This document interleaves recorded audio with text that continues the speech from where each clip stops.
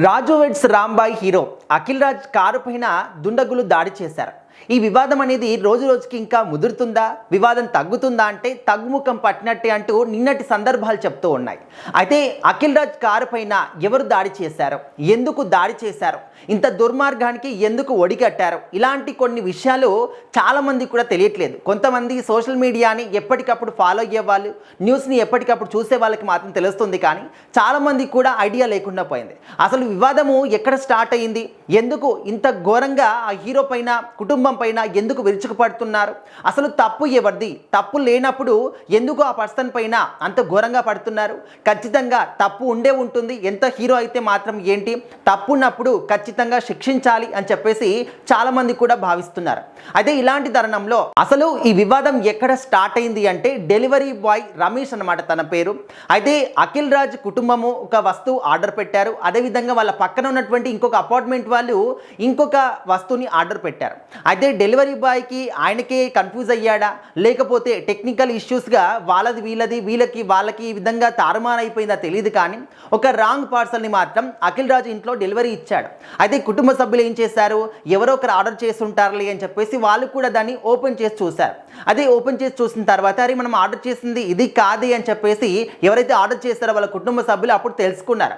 అయితే ఇది కాదు అని చెప్పేసి పక్కన పెట్టేశారనమాట. దాదాపు 20 నిమిషాల తర్వాత ఎవరైతే డెలివరీ ఇచ్చారో ఆ అబ్బాయి వచ్చి ఇది మీరు అంటే సెన్స్ లేకుండా మీది కానప్పుడు తెలిసినప్పుడు ఎందుకు ఓపెన్ చేస్తారు, ఇలాంటి ఫుడ్ని మీరు ఎప్పుడు కూడా చూడలేదా, అంత ఘోరంగా దాన్ని ఓపెన్ చేసి తినేశారా, కకృతి పడ్డారా అని చెప్పేసి కొంచెం నోరు జారాడు అని చెప్పేసి అఖిల్ రాజ్ చెప్తూ ఉన్నారు. సో మరి ఆ తర్వాత ఏం జరిగింది, వాళ్ళ అమ్మగారి పైన ఆ విధంగా నోరు జారాడు కాబట్టి ఇంకా తను కూడా కంట్రోల్ తప్పిపోయి ఆ పర్సన్ పైన కొంచెం అంటే దురుసుగా ప్రవర్తించడం.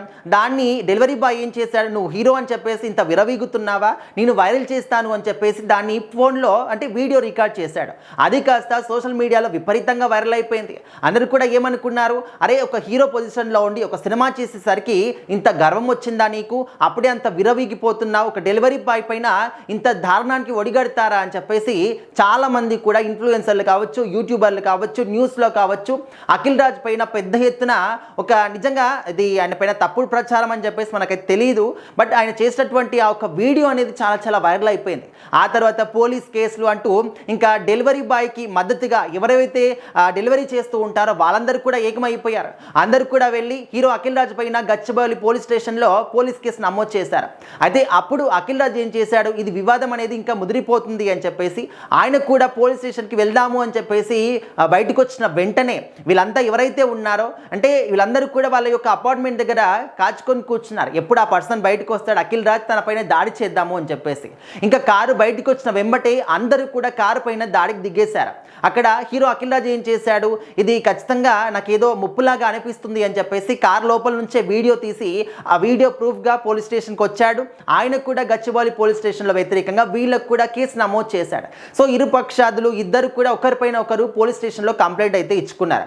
తీరా చూస్తే ఎవరిది తప్పు అంటే డెలివరీ బాయ్ స్వయంగా ఒప్పుకున్నాడు, నాదే తప్పు, నేనే అనవసరంగా ఆ విధంగా చేయడం జరిగింది అని చెప్పేసి మీడియా ముఖ్యంగా ఆయన ఒప్పుకోవడం జరిగింది. అదే ఆయనకు మద్దతుగా ఎవరైతే వందలాది మంది డెలివరీ బాయ్స్ వచ్చారో వాళ్ళందరినీ కూడా నిరాశపరిచాడు. వాళ్ళందరినీ కూడా ఒక పచ్చి మాటలో చెప్పాలంటే బుగ్గగాల్ని చేసేస్తాడనమాట.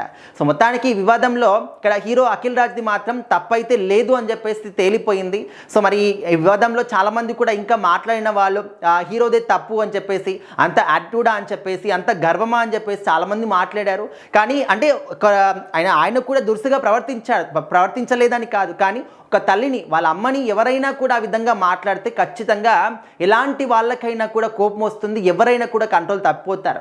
అదే తరుణంలో అఖిల్ రాజు కూడా చేశాడు, దాంట్లో తప్పైతే లేదు. సో మొత్తానికి డెలివరీ బాయ్ నాదే తప్పు అని చెప్పేసి ఒప్పుకున్నాడు. ఈ వివాదం ఇప్పటికే క్లోజ్ అవ్వాలి అని చెప్పేసి అందరూ కూడా భావిస్తున్నారు.